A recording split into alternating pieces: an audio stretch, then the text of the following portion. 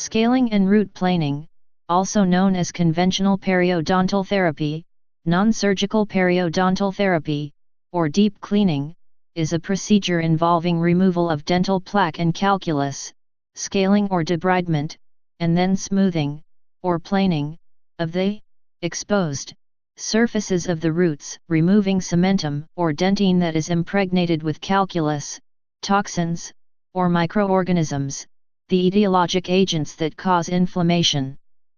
This helps to establish a periodontium that is in remission of periodontal disease. Periodontal scalers and periodontal curettes are some of the tools involved. Plaque. Plaque is a soft yellow-grayish substance that adheres to the tooth surfaces, including removable and fixed restorations.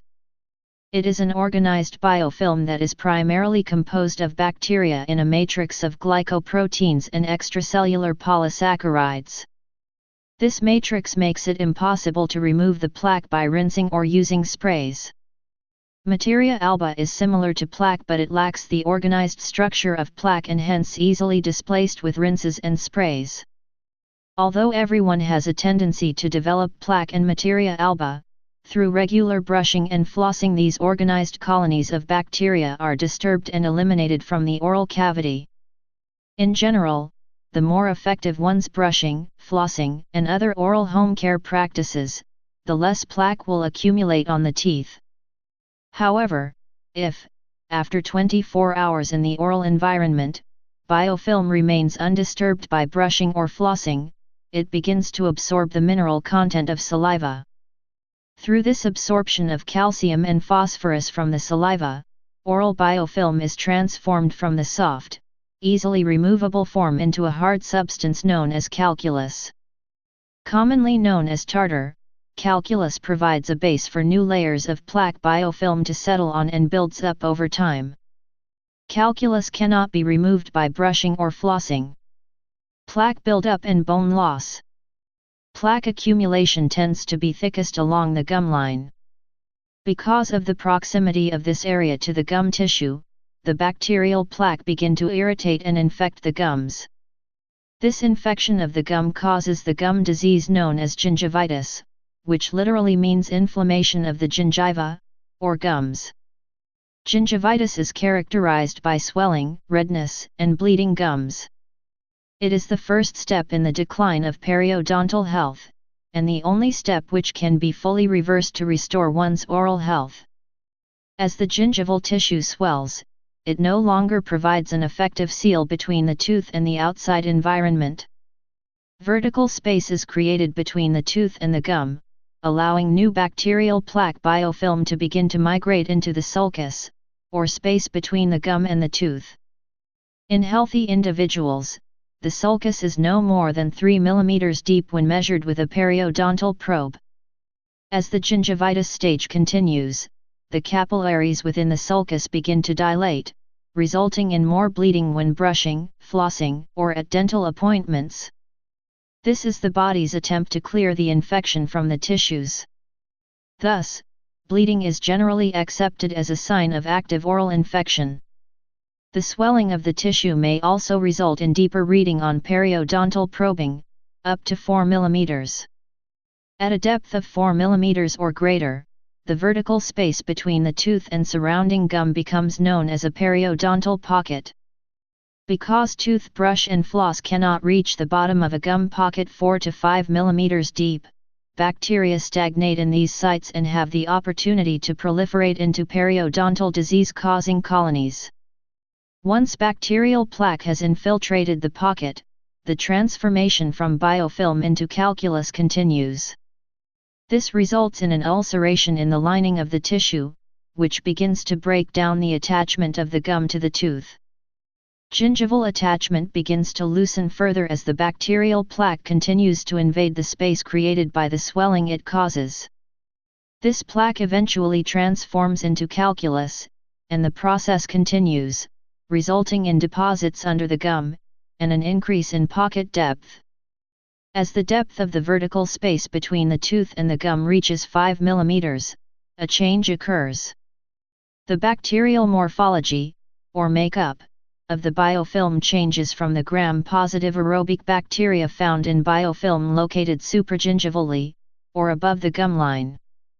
Replacing these gram-positive bacteria of the general oral flora are obligate anaerobic gram-negative bacteria. These bacteria are far more destructive in nature than their aerobic cousins. The cell walls of gram-negative bacteria contain endotoxins, which allow these organisms to destroy gingival tissue and bone much more quickly. Periodontitis officially begins when these bacteria begin to act, resulting in bone loss. This bone loss marks the transition of gingivitis to true periodontal disease. In other words, the term periodontal disease may be synonymous with bone loss. The first evidence of periodontal disease damage becomes apparent in radiographs as the crestal bone of the jaw begins to become blunted, slanted, or scooped out in appearance. This destruction occurs as a result of the effect of bacterial endotoxins on bone tissue. Because the bone is alive, it contains cells in it that build bone, known as osteoblasts, and cells that break down bone, called osteoclasts. Usually these work at the same speed and keep each other in balance.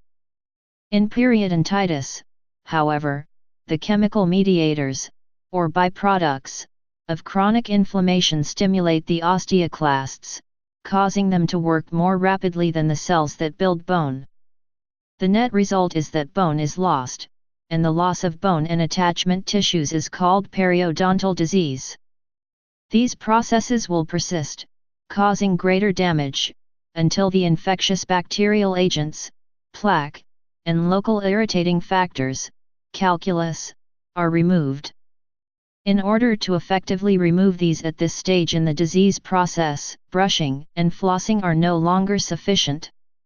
This is due to several factors, the most important to note being the depth of the periodontal pocket. Brushing and flossing are effective only at removing the soft materia alba and biofilm in supragingival areas, and in pockets up to 3 mm deep. Even the best brushing and flossing is ineffective at cleaning pockets of greater depths, and are never effective in removing calculus. Therefore, in order to remove the causative factors that lead to periodontal disease, pocket depth scaling and root planing procedures are often recommended. Once the bacteria and calculus are removed from the periodontal pocket, the tissue can begin to heal. The inflammation dissipates as the infection declines, allowing the swelling to decrease, which results in the gums once again forming an effective seal between the root of the tooth and the outside environment. However, the damage caused by periodontal disease never heals completely. Bone loss due to the disease process is irreversible. The gingival tissue of the gums also tends to suffer permanent effects once the disease reaches a certain point. Because gum tissue requires bone to support it, if bone loss has been extensive, a patient will have permanent recession of the gums, and therefore exposure of the roots of the teeth in involved areas. If the bone loss is extensive enough, the teeth may begin to become mobile or loose, and without intervention to arrest the disease process, will be lost. Contrary to old beliefs, it is not a normal part of aging to lose one's teeth. Rather, it is periodontal disease that is the main cause of tooth loss in the adult population. Periodontal intervention. Treatment of periodontitis may include several steps, the first of which often requires the removal of the local causative factors in order to create a biologically compatible environment between the tooth and the surrounding periodontal tissues, the gums, and underlying bone. Left untreated, chronic inflammation of the gums and supporting tissue can raise a person's risk of heart disease. Prior to beginning these procedures, the patient is generally numbed in the area intended for instrumentation.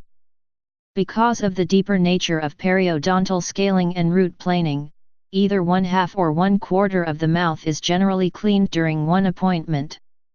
This allows the patient to be entirely numbed in the necessary area during treatment. It is usually not recommended to have the entire mouth scaled at one appointment because of the potential inconveniences and complications of numbing the entire mouth, i.e., inability to eat or drink, likelihood of self-injury by biting, etc.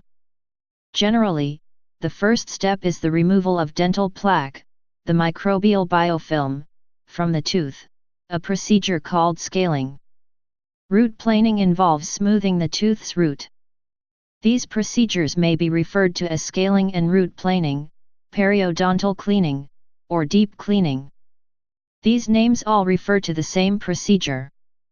The term deep cleaning originates from the fact that pockets in patients with periodontal disease are literally deeper than those found in individuals with healthy periodontia. Such scaling and root planing may be performed using a number of dental tools, including ultrasonic instruments and hand instruments, such as periodontal scalers and curettes. The objective for periodontal scaling and root planing is to remove dental plaque and calculus, tartar, which house bacteria that release toxins which cause inflammation to the gum tissue and surrounding bone. Planing often removes some of the cementum or dentine from the tooth. Removal of adherent plaque and calculus with hand instruments can also be performed prophylactically on patients without periodontal disease. A prophylaxis refers to scaling and polishing of the teeth in order to prevent oral diseases. Polishing does not remove calculus, but only some plaque and stains, and should therefore be done only in conjunction with scaling. Often, an electric device, known as an ultrasonic scaler, sonic scaler, or power scaler may be used during scaling and root planing. Ultrasonic scalers vibrate at a high frequency to help with removing stain, plaque and calculus. In addition, ultrasonic scalers create tiny air bubbles through a process known as cavitation. These bubbles serve an important function for periodontal cleanings. Since the bacteria living in periodontically involved pockets are anaerobic, meaning unable to survive in the presence of oxygen, these bubbles help to destroy them. The oxygen helps to break down bacterial cell membranes and causes them to lyse, or burst. Since it is of the utmost importance to remove the entirety of the deposit in each periodontal pocket, attention to detail during this procedure is crucial. Therefore, depending on the depth of the pocket and amount of calculus deposit versus soft biofilm deposit, hand instruments may be used to complete the fine hand scaling that removes anything the ultrasonic scaler left behind. Alternatively, power scalers may be used following hand scaling in order to dispel deposits that have been removed from the tooth or root structure, but remain within the periodontal pocket. Sonic and ultrasonic scalers are powered by a system that causes the tip to vibrate. Sonic scalers are powered by an air-driven turbine. Ultrasonic scalers use either magnetostrictive or piezoelectric systems to create vibration. Magnetostrictive scalers use a stack of metal plates bonded to the tool tip. The stack is induced to vibrate by an external coil connected to an AC source. Ultrasonic scalers also include a liquid output or lavage, which aids in cooling the tool during use, as well as rinsing all the unwanted materials from the teeth and gum line. The lavage can also be used to deliver antimicrobial agents. Although the final result of ultrasonic scalers can be produced by using hand scalers, ultrasonic scalers are sometimes faster and less irritating to the client. Ultrasonic scalers do create aerosols which can spread pathogens when a client carries an infectious disease. Research differs on whether there is a difference in effectiveness between ultrasonic scalers and hand instruments. Of particular importance to dentists themselves is that the use of an ultrasonic scaler may reduce the risk of repetitive stress injury, because ultrasonic scalers require less pressure and repetition compared to hand scalers. A new addition to the tools used to treat periodontal disease is the dental laser. Lasers of differing strengths are used for many procedures in modern dentistry, including fillings. In a periodontal setting, a laser may be used following scaling and root planing in order to promote healing of the tissues. After scaling. Following scaling, additional steps may be taken to disinfect the periodontal tissues. Oral irrigation of the periodontal tissues may be done using chlorhexidine gluconate solution, which has high substantivity in the oral tissues. This means that unlike other mouthwashes, whose benefits end upon expectorating, the active antibacterial ingredients in chlorhexidine gluconate infiltrate the tissue and remain active for a period of time. However effective, chlorhexidine gluconate is not meant for long-term use. A recent European study suggests a link between the long-term use of the mouth rinse and high blood pressure, which may lead to a higher incidence of cardiovascular events. In the United States, it is available only through a doctor's prescription, and in small, infrequent doses it has been shown to aid in tissue healing after surgery. Site-specific antibiotics may also be placed in the periodontal pocket following scaling and root planing in order to provide additional healing of infected tissues. Unlike antibiotics which are taken orally to achieve a systemic effect, site-specific antibiotics are placed specifically in the area of infection. These antibiotics are placed directly into the periodontal pockets and release slowly over a period of time.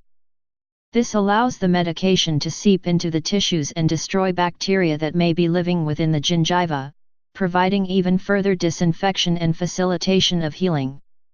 Certain site-specific antibiotics provide not only this benefit, but also boast an added benefit of reduction in pocket depth. Ariston, a popular site-specific brand of the antibiotic minocycline, is claimed to enable regaining of at least 1 mm of gingival reattachment height. In cases of severe periodontitis, scaling and root planing may be considered the initial therapy prior to future surgical needs. Additional procedures such as bone grafting, tissue grafting, and slash or gingival flap surgery done by a periodontist, a dentist who specializes in periodontal treatment, may be necessary for severe cases or for patients with refractory, recurrent, periodontitis. Patients who present with severe or necrotizing periodontal disease may have further steps involved in their treatment. These patients often have genetic or systemic factors that contribute to the development and severity of their periodontitis. Common examples include diabetes type I and type 2, a family history of periodontal disease, and immunocompromised individuals. For such patients, the practitioner may take a sample from the pockets to allow for culture and more specific identification and treatment of the causative organism.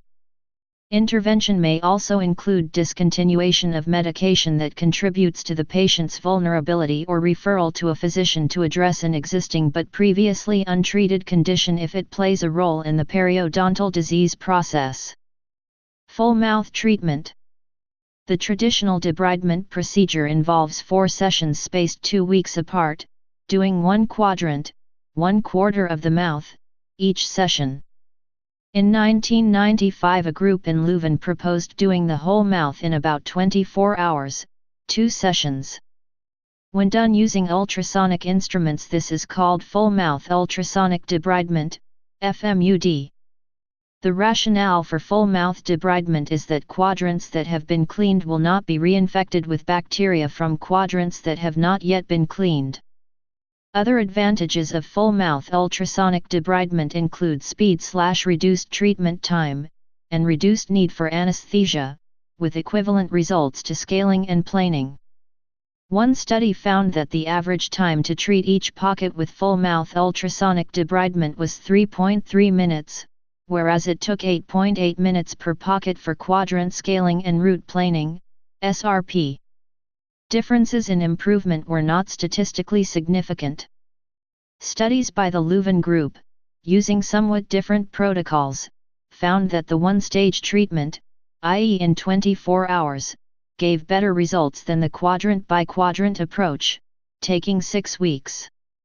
They also had the patients use chlorhexidine for 2 months after the treatment. Depth of planing.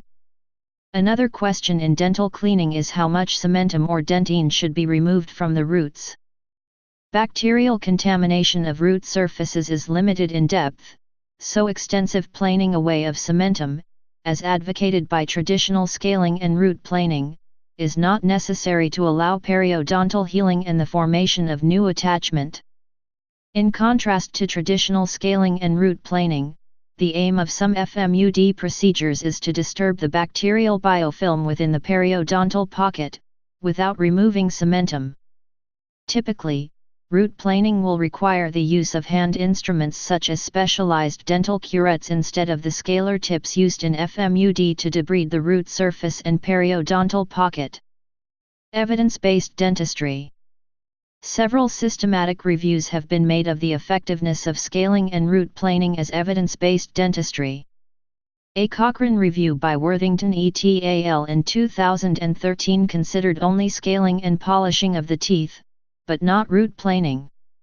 After examining 88 papers, they found only 3 studies that met all their requirements, remarking that the quality of the evidence was generally low. They reported mixed results. One study did not show either a benefit or harm for regular 6 or 12-month scale and polish treatments when compared to no scale and polish, but an earlier study found that treatments every 3 months produced better results in terms of gingivitis, plaque, and calculus than annual treatments, with evaluation after 2 years in each case. Oral hygiene instruction was found to help as well. Another inconclusive review of scaling and polishing, without planing, was published by the British Dental Association in 2015. An extensive review that did involve root planing was published by the Canadian Agency for Drugs and Technologies in Health in 2016. It made a number of findings, including 1. In 5 randomized controlled trials, scaling and root planing was associated with a decrease in plaque from baseline at 1 month, 3 months, or 6 months, and 2. 4 studies analyzed changes in the gingival index, GI, from the baseline and found a significant improvement from baseline in the scaling and root planing group at 3 months and 6 months. This study also discussed evidence-based guidelines for frequency of scaling with and without root planing for patients both with and without chronic periodontitis. The group that produced one of the main systematic reviews used in the 2016 Canadian Review has published guidelines based on its findings. They recommend that scaling and root planing, SRP, should be considered as the initial treatment for patients with chronic periodontitis. They note that the strength of the recommendation is limited because SRP is considered the reference standard and thus used as an active control for periodontal trials, and there are few studies in which investigators compare SRP with no treatment. They add, however, that root planing carries the risk of damaging the root surface and potentially causing tooth or root sensitivity. Generally expected post-SRP procedural adverse effects include discomfort. Effectiveness of the procedure. A scaling and root planing procedure is to be considered effective if the patient is subsequently able to maintain their periodontal health without further bone or attachment loss, and if it prevents recurrent infection with periodontal pathogens. The long-term effectiveness of scaling and root planing depends upon a number of factors. These factors include patient compliance, disease progress at the time of intervention, probing depth, and anatomical factors like grooves in the roots of teeth, concavities, and furcation involvement, which may limit visibility of underlying deep calculus and debris. First and foremost, periodontal scaling and root planing is a procedure that must be done thoroughly and with attention to detail in order to ensure complete removal of all calculus and plaque from involved sites. If these causative agents are not removed, the disease will continue to progress and further damage will result. In cases of mild to moderate periodontitis, scaling and root planing can achieve excellent results if the procedure is thorough. As periodontitis increases in severity, a greater amount of supporting bone is destroyed by the infection. This is illustrated clinically by the deepening of the periodontal pockets targeted for cleaning and disinfection during the procedure. Once the periodontal pockets exceed 6 mm in depth, the effectiveness of deposit removal begins to decrease, and the likelihood of complete healing after one procedure begins to decline as well. The more severe the infection prior to intervention, the greater the effort required to arrest its progress and return the patient to health. Diseased pockets over 6 mm can be resolved through periodontal flap surgery, performed by a dental specialist known as a periodontist. Although healing of the soft tissues will begin immediately following removal of the microbial biofilm and calculus that cause the disease, scaling and root planing is only the first step in arresting the disease process. Following initial cleaning and disinfection of all affected sites, it is necessary to prevent the infection from recurring. Therefore, patient compliance is, by far, the most important factor, having the greatest influence on the success or failure of periodontal intervention. Immediately following treatment, the patient will need to maintain excellent oral care at home. With proper home care, which includes but is by no means limited to brushing twice daily for 2-3 minutes, flossing daily, and use of mouth rinse, the potential for effective healing following scaling and root planing increases. Commitment to and diligence in the thorough completion of daily oral hygiene practices are essential to this success. If the patient fails to change the factors that allowed the disease to set in, for example, not flossing or brushing only once a day, the infection will likely recur. The process which allows for the formation of deep periodontal pockets does not occur overnight. Therefore, it is unrealistic to expect the tissue to heal completely in a similarly short time period. Gains in gingival attachment may occur slowly over time, and ongoing periodontal maintenance visits are usually recommended every 3 to 4 months to sustain health. The frequency of these later appointments is key to maintaining the results of the initial scaling and root planing, especially in the first year immediately following treatment. Since the patient may still have pockets that surpass the effective cleaning ability of a brush or floss, for long-term success of their treatment they should return every 90 days in order to ensure that those pockets remain free of deposit. It should be explained that 90 days is not an arbitrary interval. At 90 days, the healing made possible by the scaling and root planing will be complete. This will allow the practitioner to remeasure pocket depths to determine whether the intervention was successful. At this appointment, progress will be discussed, as well as any refractory periodontitis. At 90 days from the original scaling and root planing, the periodontal bacteria, if any remains, will have reached their full strength again. Therefore, if there are remaining areas of disease, the practitioner will clean them again, and may place more site-specific antibiotic. Furthermore, this appointment allows for the review of home care, or necessary additions or education. Please subscribe and thanks for watching.